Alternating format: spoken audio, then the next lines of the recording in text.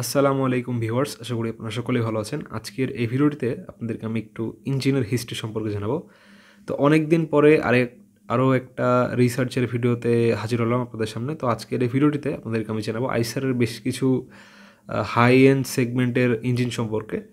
তো ইঞ্জিন নিয়ে ভিডিও বানানোর কথা অনেক সময় বলা হয়, কিন্তু খুবই কম সময় বলা হয়, মানে খুবই কম সময় ভিডিও করা হয় ইঞ্জিন নিয়ে, শুধুমাত্র ইঞ্জিন নিয়ে। তো আজকের এই ভিডিওটিতে সম্পূর্ণ থাকছে ইঞ্জিন রিলেটেড ভিডিও, মানে আইসারের ইঞ্জিন লাইন আপ সম্পর্কে।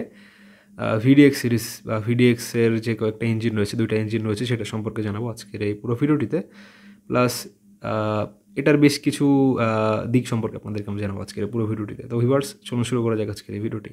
তো ভিউয়ার্স, প্রথমে জানা যাক আইসারের VEDX5 ইঞ্জিন সম্পর্কে। এটার ম্যাক্স আউটপুট 900 NM, যেটা 210 হর্স পাওয়ার, মানে 900 NM টর্ক প্রডিউস করবে আর 210 হর্স পাওয়ার প্রডিউস করবে ম্যাক্স, সর্বোচ্চ। তো এটা হলো VDX5। তো VDX5-এর কনফিগারেশন বা VDX5-এর এটা মানে হাইয়েস্ট, মানে ইঞ্জিনে বেশ কিছু সেগমেন্ট রয়েছে, যেরকম এই ইঞ্জিনটা বেশ কয়েকটা ট্রাকে ইউজ করা, তো সেগুলো জানাই, যে কয়েকটা মডেল ইউজ করা। তো বেশ 6টা মডেল এখানে পাওয়া যাচ্ছে সার্চ দিলে, তো আপনারাও দেখতে পারবেন। তো আইসার VEDX ইঞ্জিনের ম্যাক্স, মানে যে মডেলগুলো রয়েছে আর কি, যে সিরিজে ইউজ করা, তো সেগুলোর মধ্যে থাকছে আইসার প্রো 6035, 900 NM টর্ক প্রডিউস করে 1200 থেকে 1600 RPM-এ। আইসারের Pro 6028 TM series 825 NM torque produce করে, যেটা 1200 থেকে 1600, মানে সবগুলারই 1200 থেকে 1600 RPM প্রডিউস করে। তারপরে রয়েছে আইসারের প্রো 6041, তারপরে আছে আইসার প্রো 6040, তারপরে আছে আইসার প্রো 6016। এটা কিন্তু ছোটো গাড়ি, মানে 1615, আইসার 2016, অশোক লেল্যান্ড 1616 IL, তো এরকম সেগমেন্টের এটা গাড়ি। 16 মানে 22 টনের কাছাকাছি, বা যেহেতু 16, তো ধরে নিতে পারেন যে না, সেটা না, এটা হয়তো আইসারের যেই 3015 রয়েছে বাংলাদেশে, বা অশোক লেল্যান্ডে যে 1214 IL, তারপরে 1212 CRX, তো এরকম 15.5-16 টন সেগমেন্টের একটা গাড়ি। তো এটাতে মানে লো এন্ড ভেরিয়েন্ট ইউজ করা। প্লাস এটাতে মানে তারপরে রয়েছে 6018, যেটা 825 NM টর্ক প্রডিউস করে, আর 6016 সেটাও 825 NM টর্ক প্রডিউস করে, দুইটা সেম। তো এটা হলো 4 সিলিন্ডারের একটা ইঞ্জিন। এটা বাংলাদেশের যে 12 চাকার যে ট্রাকটা রয়েছে আইসারের 6031, তো সেই লাইন আপেও কিন্তু ইঞ্জিনটা ইউজ করা, যেটা মানে হিউজ একটা সাকসেসফুল একটা ইঞ্জিন, মানে গাড়ির পুরা গাড়িটাই। কারণ এই গাড়িটা রাজশাহীতে যদি ধরা হয়, তাহলে সেটা 2টা চলছে রাজশাহীতে, পরে হয়তো কেউ কিনেছে কিনা আমার জানা নাই। আইসারের যে 6031 যে গাড়িটা রয়েছে, সেটা মানে বাংলাদেশে অনেক চলছে। প্লাস এটার বেশ কিছু মডেল, মানে বেশ কিছু গাড়ি রাজশাহীতে 2টা চলছে 2022 সাল থেকে এখনও পর্যন্ত। প্লাস অনেক গাড়ি আসে যায় বিভিন্ন কোম্পানি, পরে হয়তো অনেকে কিনেছে। তো এই গাড়িটা পাথর মাঝে মাঝে টানে, প্লাস অন্যান্য কাজ করে, ছোটো হালকা টাইপের, মানে ভারী জিনিসই টানে আসলে, গ্যাস সিলিন্ডার টানে, এরকম কিছু গাড়ি যাওয়া আসা করে। তো এই গাড়িটার যেই সাউন্ড এতদিনে চলার পরেও, যে মানে শুরুর দিকে অনেক গাড়ি থাকে যে কম সাউন্ড করে ইঞ্জিন, তারপরে ধীরে ধীরে 6 মাস 7 মাস পরে অনেক বেশি সাউন্ড করা শুরু করে। আইসার 3015-তে এরকম একটা, মানে এরকম বেশ শুরুর দিকের যে মডেলগুলো 2021-22-21-এর দিকে আসা, শুরুর দিকে, তো এরকম একটা গাড়ি আমার দেখা ছিল যে সেটার সাউন্ডে এরকম একটা ইস্যু ছিল, কিন্তু পরেরগুলোতে সেরকম ছিল না। পরেরগুলোতে ইঞ্জিনও অনেক চেঞ্জ রয়েছে, চ্যাসিসের অনেক ডিফারেন্স রয়েছে। মানে সামনে থেকে দেখাও কেবিন বা যে লোড বডি, সেটা দেখে মনে হতে পারে যে সেম, কিন্তু কাছ থেকে যারা গাড়ি চালিয়েছে বা দেখেছে 2021-এরটা, সেটার সাথে এখন যে গাড়িটা চলছে, মানে এখন যদি আপনি কিনতে চান যেটা পাবেন, সেটার সাথে অনেক ডিফারেন্স রয়েছে। তো এটা মানে সেই ক্ষেত্রে যে অনেক ইঞ্জিন শুরুর দিকে কম সাউন্ড করে, পরে ধীরে ধীরে সাউন্ড বাড়ে, কোয়ালিটি ইস্যু থাকে। তো এটার কিন্তু সেরকম না। এটার যে কন্ট্রোলিং, সেটা খুবই মানে অন্ধকার রাস্তায়, মানে আপনি যদি দূর থেকে দেখেন হাইওয়েতে, খুবই ভালো একটা কন্ট্রোল করা যায়, মানে সিটিং পজিশন থেকে।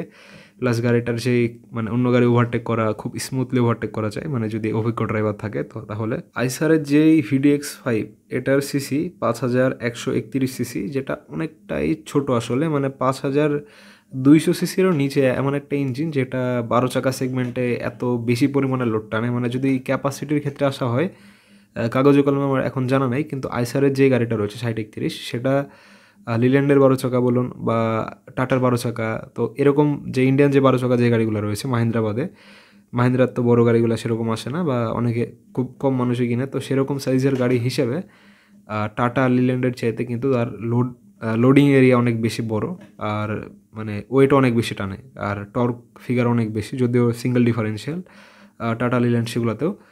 তো এই গাড়িগুলোতে এই যে গাড়িটা, এটা 5000 মানে 131 সিসির ইঞ্জিন, যেটা আপনারা শুনলেন এখন। তো এটার আরেকটা যে ভেরিয়েন্ট রয়েছে আইসারের VEDX সিরিজের ইঞ্জিনের, VEDX 8।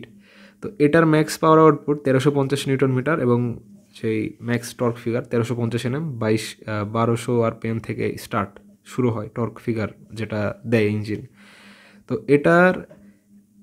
এটাও 6 সিলিন্ডার, মানে যেহেতু নাম দিয়েছে 5, তো সেই ক্ষেত্রে সিসি অনুযায়ী এটা 8000 সিসির কাছাকাছি, সেই জন্য তারা 8 দিয়েছে হয়তোবা। তো যতটুকু বোঝা যাচ্ছে এখন 7700 সিসি, এটা মানে 7.7 লিটারের এটা একটা ইঞ্জিন। আর এটার হর্স পাওয়ার রেঞ্জ 250 মানে সর্বোচ্চ। আর এটার যে টর্ক ফিগার সেটা 1350 Nm এবং 1200 RPM থেকে এটা স্টার্ট হওয়া শুরু হয়, মানে টর্ক যে স্টার্টিং RPM। তো এই VDX 8 এই ইঞ্জিনটা আইসারের যেই 6046 আইসার প্রো 6046 সেটাতে ইউজ করা হয়, সেই গাড়িটাতে এটা ইউজ করা হয়েছে। 1000 Nm টর্ক প্রডিউস করে, 1000 থেকে 1700 RPM এ এটা প্রডিউস করে। সবগুলা RPM লেভেল সেম, আমি মডেলগুলো আপনাদেরকে জানাচ্ছি। আর আইসারের প্রো 6042 এটা তো 1000 Nm টর্ক প্রডিউস করে। আইসারের যেই 6028টি সেটাও 1000 Nm টর্ক প্রডিউস করে। আইসার প্রো 6035টি এটাও 1000 Nm টর্ক প্রডিউস করে। এবং আইসারের প্রো 6035টি 6035টি এটাও 1000 Nm এবং 6025টি সেটা একটু বেশি, 1050 Nm টর্ক প্রডিউস করে। যেটা 6025টি আপনারা বাংলাদেশে অনেক বগুড়ার দিকে অনেকে কিনেছেন আমার যতটুকু দেখা। তো এই গাড়িটা মানে কেবিনটা একটু ছোটো মনে হয়, মানে 600 সিরিজের কেবিন যেহেতু, মানে এমনিতেও ডাবল কেবিনটা অনেক ছোটো মনে হয় বাইরে থেকে। মোটামুটি জায়গা আছে, আর একটু বড় দিলে হয়তো ভালো হতো।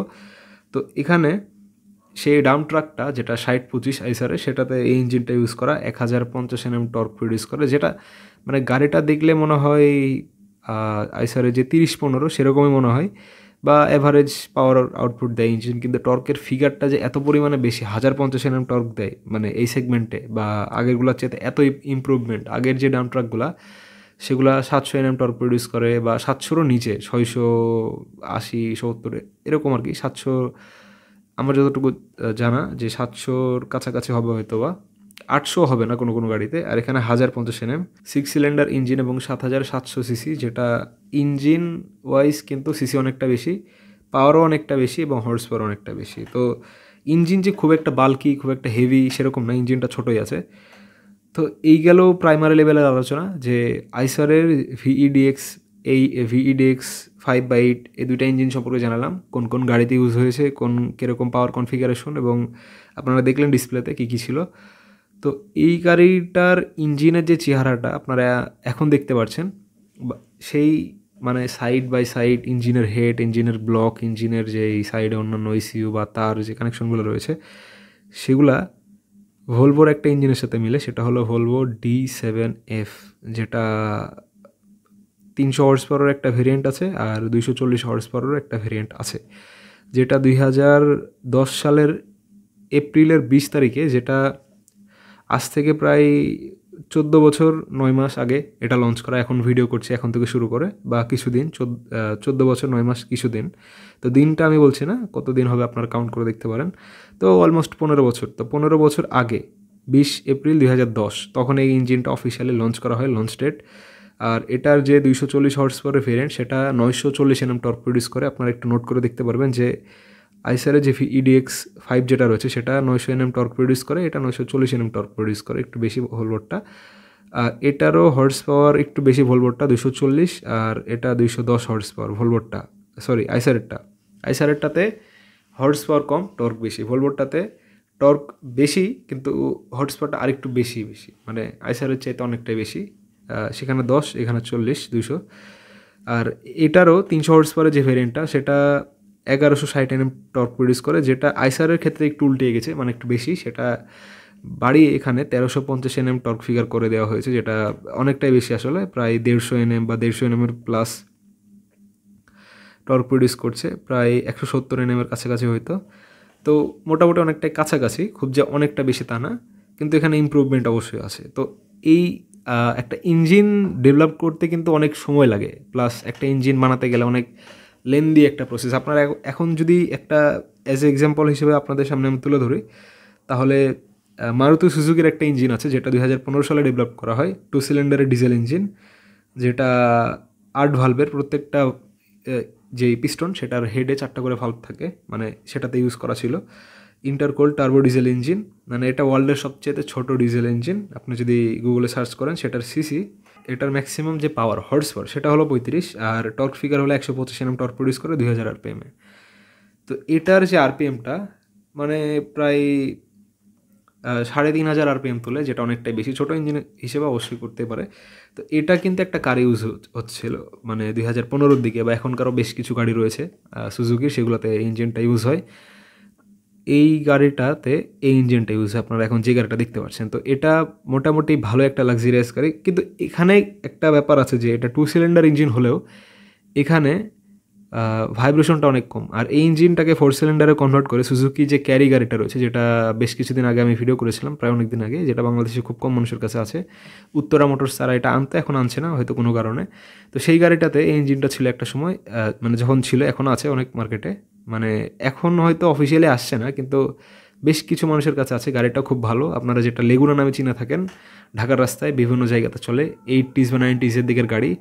তো সেটা এখনও চলছে, সেটারই 8th জেনারেশন বা 8th বা 7th এরকম জেনারেশন, সেটা আপনারা উইকিপিডিয়াতে সার্চ দিলে দেখতে পারবেন। তো সেটা হলো সুজুকি ক্যারি। তো ক্যারিতে এই ইঞ্জিনটাই 2 সিলিন্ডার থেকে 4 সিলিন্ডারে কনভার্ট করে সেটাতে ইউজ করা হচ্ছে, কারণ সেটা ট্রাক, বেটার একটা ভাইব্রেশন বা পাওয়ার ক্যাপাসিটি বা সেক্ষেত্রে সব কিছু বেশি হবে, সেই কারণে 2টা সিলিন্ডার বাড়ানো। তো এই ইঞ্জিনটা 2015 সালে ডেভেলপ করার জন্য সুজুকি, মানে মারুতি সুজুকি, তারা প্রায় ইন্ডিয়ান রুপিতে 900 কোটি টাকা এটা ইনভেস্ট হয়েছে, এটা মানে কস্টিংয়ের ক্ষেত্রে, মানে টোটাল ইঞ্জিন ডেভেলপ করার ক্ষেত্রে। আর 97%-এর মতো লোকালি অনেক কিছু করা, মানে ইঞ্জিনের গায়ে যে পার্টস বা যে জিনিসগুলো ইউজ করা, সেগুলো 97%-এর মতো ইন্ডিয়াতেই করা। আর টুকটাক যে সেন্সরগুলো থাকে বস কোম্পানি বা ফুয়েল পাম্প বা এক্সেট্রা, যে ছোটো ছোটো ফিউজ কানেকশন, সেগুলো হয়তো বাইরে থেকে নিয়ে আনা।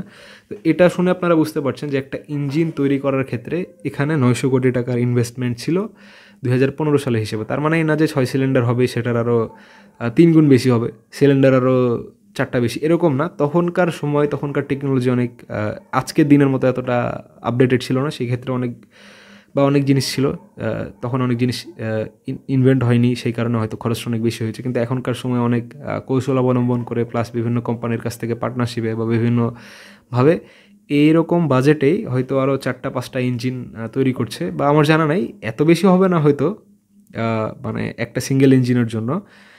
এর চাইতে হয়তো আরও 1.5 গুণ বা 2 গুণ বাজেটে লিল্যান্ড বা টাটা অনেক ইঞ্জিনই, লিল্যান্ড অফিস, মানে যদি লিল্যান্ডের ক্ষেত্রে আসা হয় তাহলে তারা বেশ কিছু ইঞ্জিন তৈরি করেছে 2023 বা 23-এর শেষের দিকে হয়তো, আর 24-এর শুরুর দিকে, সেটা নিয়েও আপনাদেরকে জানাবো। তাদের যে 6 সিলিন্ডার বেশ কিছু ইঞ্জিন হচ্ছে, হিনো সিরিজ, তারপর আরও কিছু, তো সেগুলো সম্পর্কেও জানাবো নেক্সটের ভিডিওতে, আশা করি খুব দ্রুত।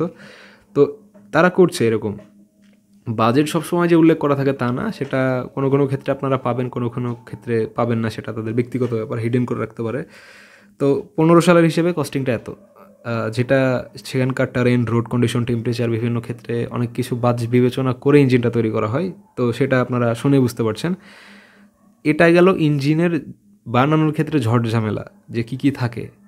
এখন এটা দিয়ে আপনাদেরকে আমি বলতে চাচ্ছি যে ভলভোর যে ইঞ্জিনটা রয়েছে D7F, এটার সাথে VEDX 8 যেটা, সেটার হুবহু মিল রয়েছে, খালি কিছু টিউনিংয়ের ডিফারেন্স রয়েছে, প্লাস কিছু ম্যাটেরিয়ালিস্টিক জিনিসের চেঞ্জের ক্ষেত্রে রয়েছে। যেরকম খালি যদি আপনারা সার্চে দেখেন, ইঞ্জিনের ব্লক ম্যাক্সিমাম ক্ষেত্রে কাস্ট আয়রনের তৈরি করা, প্লাস অন্যান্য ম্যাটেরিয়াল মিক্স করা থাকে বিভিন্ন ক্ষেত্রে, বিভিন্ন টাইপের ইঞ্জিনের ওয়ার্কিং বা তাদের যেই আর্কিটেকচারে তারা তৈরি করে, অনেক ডিফারেন্স রয়েছে।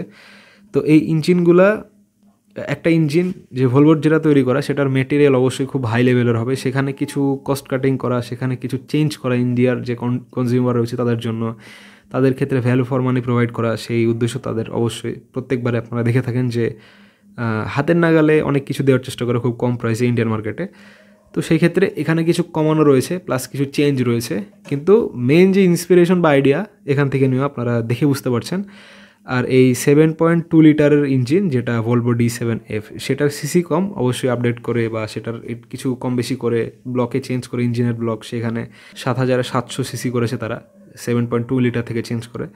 আর যেটা VEDX5, এটাও কিন্তু এই 7.2 লিটারের D7F ইঞ্জিন থেকে নেওয়া, কারণ এটার 4 সিলিন্ডার ভেরিয়েন্টও একটা রয়েছে যেটা আপনারা গুগলে সার্চ দিলে পাবেন। ভলভো যে ইঞ্জিনটা রয়েছে মানে 7.2 লিটার যেটা বললাম 6 সিলিন্ডারের, আর যেটা 4 সিলিন্ডারের D7F সেটা কিন্তু 7,100 বা 7,000 সিসি বা কিছু অনেক দিন আগের জিনিস, আপনারা সার্চ দিলে খুব একটা অ্যাকুরেট পাবেন না, মানে 7,000 সিসির কিছুটা বেশি, খুব একটা যে বেশি ডিফারেন্স রয়েছে তা না, 4 সিলিন্ডারে কনভার্ট করা রয়েছে। আর এই ইঞ্জিনটা বিভিন্ন ক্ষেত্রে ছোট ছোট যেই জাহাজ রয়েছে, তারপরে বিভিন্ন বোটে বা ভলভোর যেই FE সিরিজের ট্রাক রয়েছে সেগুলোতে এই ইঞ্জিনটা ইউজ হতো, আপনারা সার্চ দিলে দেখতে পারবেন। তো সেখানে 8 চাকার কনফিগারেশন ছিল, কোনো ক্ষেত্রে বেশিও ছিল, বা ছোটো সাইজের ট্রাকে। তো ভলভো অবশ্যই যে ওভার ইঞ্জিনিয়ারিং করে তাদের গাড়িতে, পাওয়ার অনেক বেশি থাকে, ইউরোপিয়ান জিনিস, তো সেই ক্ষেত্রে পাওয়ারটা বেশি থাকবে, সেটাই স্বাভাবিক। কিন্তু সেই সময়ের হিসেবেও 2010-11 সালের দিকের হিসেবেও অনেকটাই আপডেটেড। তো এটা গেল ইঞ্জিনের লাইন আপ, যে আপনারা এটা দেখে আপনারা একটা জিনিস হয়তো এটা মনে করতে পারবেন না যেটা হয়তো কপি করা।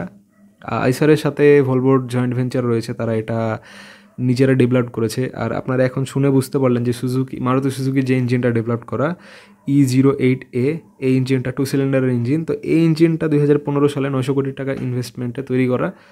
তো একটা ইঞ্জিন শুরু থেকে বানানো কতটা ঝামেলার ব্যাপার, প্লাস মানে আমার মনে হয় আমার এই ভিডিওটা বানানোর মূল উদ্দেশ্য যে ভলভোর কাছে হয়তো মানে আপনারা যারা দেখে থাকেন রেগুলার ট্রাকের ভিডিওগুলো নেট দুনিয়াতে, বা ভলভোর অফিসিয়াল চ্যানেল সাবস্ক্রাইব করা আছে, বা ইনস্টাগ্রামে ফলো দেওয়া আছে, বা ফেসবুক পেজে ফলো দেওয়া আছে, তাদের যে ইনোভেশন, ভলভোর যেই VNL সিরিজ, আমেরিকান সিরিজ, যেটা 2024 শেষে লঞ্চ করা হয়, তো সেটা 24 শেষের দিকে বা 25 শুরু না, 24 শুরুর দিকে, 23 শেষের দিকে অনেক লিক আসে। তো এই গাড়িটা VNL সিরিজ যেটা আমেরিকান সিরিজ, সেটা এত পরিমাণে হাইলি হাইপ, মানে এটার যে মানে আপনার ডিজাইনটা দেখে বুঝতে পারছেন যে গাড়িটা কতটা মানে গর্জিয়াস ডিজাইনটা দেখতে, মানে আমেরিকান অন্য গাড়ির চেয়েতে। কিন্তু যেই ভলভো যেটা FH17, সেটার ডিজাইন কিন্তু একদম মানে অনেকটা রেনল্টের কপি মনে হয়।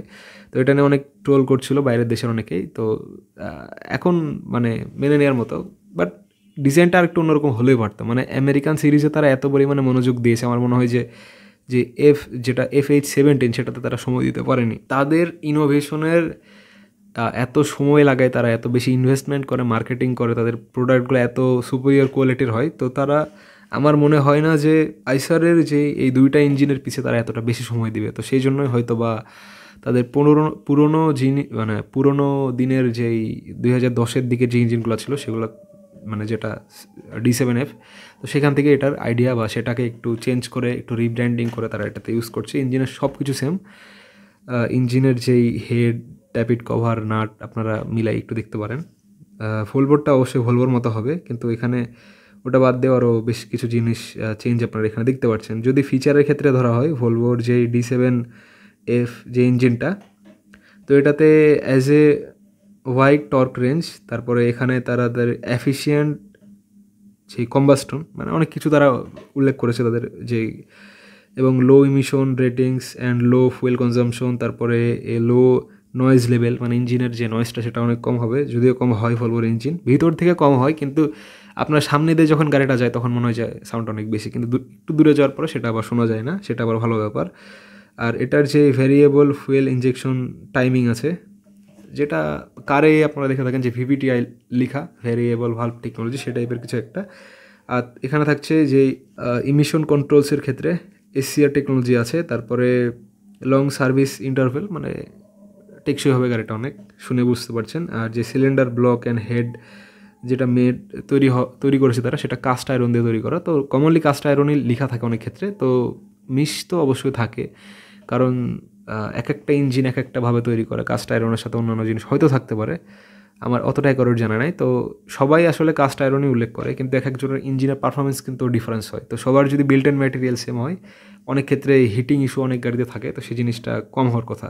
সব ইঞ্জিন কিন্তু যেরকম আপনারা হিনোর ইঞ্জিন দেখে থাকেন, সেরকম কিন্তু অশোক লেল্যান্ডের ইঞ্জিন বা টাটার কামিন্সের ইঞ্জিন বা ইসুজুর ইঞ্জিন সবগুলার কিন্তু হিট আউটপুট একরকম হবে না, এক একটার চলার ধরন এক একটা ইঞ্জিন একভাবেই চলে, কিন্তু তাদের বানানো বা ম্যাটেরিয়ালের ক্ষেত্রে অনেক চেঞ্জ থাকে। তো আজকের এই ভিডিওটা এ পর্যন্তই। আপনারা জানলেন ভলভোর VEDX5 এবং VEDX8 সম্পর্কে, দুইটা ইঞ্জিনের যেখান থেকে উৎপত্তি বলতে পারেন কাইন্ড অফ, যে D7F থেকে, মানে আমার যতটুকু তীব্র ধারণা। প্লাস এটা একটা ইঞ্জিন বানানো যেহেতু কস্টলি সেটাও জানালাম, যে সুজুকি E08A ইঞ্জিনটার যে হিস্ট্রিটা 2015 সালে 900 কোটি টাকার ইনভেস্টমেন্টে তৈরি করা, সেটা আপনারা জানেন এখন। আর এগুলাই, আর প্লাস যেহেতু তাদের সাথে পার্টনারশিপে রয়েছে আইসার কোম্পানি, তো সেই ক্ষেত্রে বলতে পারেন যে ভলভোর একটা মার্কেট এখানে। তো সেই কারণে আর ইঞ্জিনটা অনেকটাই রেডি বলতে পারেন, যে এই সেগমেন্টে আইসারের যে সেগমেন্টটা, খালি একটু চেঞ্জ বা সেটার যে স্পেয়ার পার্টসগুলো সেগুলো হয়তো অনেক দামি হবে, বা সেটার যে সার্ভিস টাইম সেটা অনেক মানে সেটার সার্ভিসটা অনেক কস্টলি হবে ভলভোর ক্ষেত্রে। তো সেটার ক্ষেত্রে কিছু কম্প্রোমাইজ করা, আর ইন্ডিয়ান যেই কনজিউমার তাদের অনুযায়ী সেরকম করে ডেভেলপ করা, এই আর কি। কিন্তু ম্যাক্সিমাম জিনিস প্রায় আগের মতোই আছে, আপনারা দেখে বুঝতে পারছেন। আর ভলভোর সেটাতে কিছু কিছু ভেরিয়েন্টে লাইন পাম্পের ভেরিয়েন্টও ছিল, আপনারা গুগলে সার্চ দিলে দেখতে পারবেন। আর এটা কিছু কিছু ইলেকট্রিকও ছিল, কোনোটাতে CRS বা এরকম আপডেটেড ফাংশন রয়েছে, কিন্তু আইসারের গাড়িগুলোতে আপনারা ইলেকট্রিক পাম্প দেখতে পারবেন। অবশ্যই ইঞ্জিনগুলো অবশ্যই ভালো, ভলভোর মতো তো না। ভলভোর ইঞ্জিনের সাউন্ড টিপিক্যাল ভলভোর ইঞ্জিনের সাউন্ড যেরকম হয় সেরকম, এই যে D7F সেটার। আর আইসারের ইঞ্জিনের সাউন্ড আইসারের মতো, কিন্তু 60 বা 50% সাউন্ডের যে ধরনটা সেটা কিন্তু ভলভোর মতো। এখনকার যে নতুন 30-15 যেটা রয়েছে, এখনকার যে 60-31 রয়েছে, 60-31-এর সাউন্ড অনেক কম, যদিও কাছ থেকে শুনলে আপনারা বুঝতে পারবেন, মানে পাশ দিয়ে চলে গেলেও বুঝতে পারবেন না, কারণ এতটাই কম রানিংয়ের সাউন্ড। তো অনেক গাড়ি রয়েছে ভলভোর টিউন করা, ভলভোর ইঞ্জিন থেকে ইন্সপিরেশন বা অনেক কিছু সেম সেম থাকার কারণে সাউন্ডের সিমিলারিটি অনেকটাই থাকে, টিউন করা ভাব হিসাবে অন্য জিনিস রয়েছে। তো এই ছিল আজকের এই ভিডিওটি, দেখাবেন নেক্সট কোন একটি ভিডিওতে।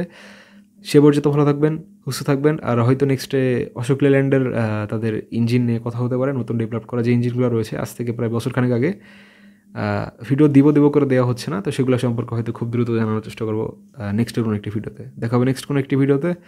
আর অবশ্যই চ্যানেলটিকে সাবস্ক্রাইব করে রাখতে পারেন। আর এই ইঞ্জিনগুলো সম্পর্কে আপনার কী মতামত, বা এই মডেলের গাড়িগুলো যেগুলো চালাচ্ছেন VEDX5 বা 8 এই ইঞ্জিনের, তারা অবশ্যই কোন জানাতে পারেন যে আপনার গাড়ির পারফরমেন্স কেমন, বা কীরকম আপনি আউটপুট পাচ্ছেন, ইঞ্জিনের সার্ভিস কীরকম পাচ্ছেন। দেখা হবে নেক্সট কোনো একটি ভিডিওতে। আর অবশ্যই এরকম ইনফরমেশন পাওয়ার জন্য চ্যানেলটিকে সাবস্ক্রাইব করে রাখতে পারেন। দেখা হবে নেক্সট কোনো একটি ভিডিওতে। আসসালামু আলাইকুম।